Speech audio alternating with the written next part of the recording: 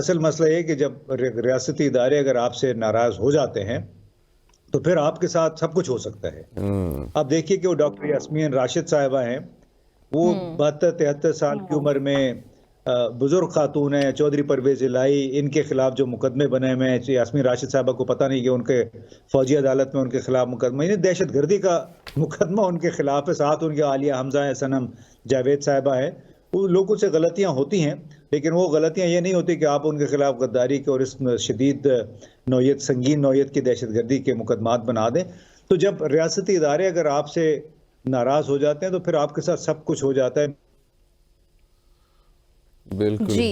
रियासती इदारे आपके साथ हैं तो आपने अगर कत्ल भी किया है तो उसके लिए भी एक जवाब तलाश कर लिया जाएगा, उसके लिए भी एक जस्टिफिकेशन होगी कि नहीं जी वो दरअसल इस वजह से हो गया था, लिहाजा हम प्रोटेक्टिव बेल दे रहे हैं इनको।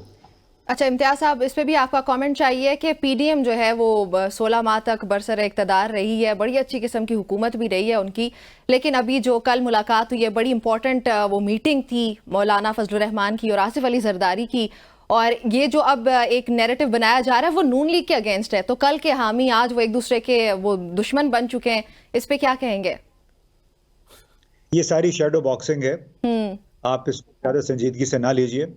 मौलाना फजलुर रहमान पेंडुलम के दरमियान में होते हैं, कभी वो इधर हो जाते हैं कभी उधर हो जाते हैं, तो उसमें ज़्यादा संजीदगी से उनको ना लें। अलबत्ता ये उन्होंने कोई बात मेरा ख्याल है की है, मुनासिब बात है कि मुफाहमत के ज़रिए इस बहरान से निकलने की कोशिश की जाए, तो उसका इशारा यही था कि कोशिश कर लें बातचीत के ज़रिए, क्योंकि जो कुछ साबिक वज़ीर आज़म इमरान खान के साथ हुआ है उसकी तारीख़ में नज़ीर नहीं मिलती है।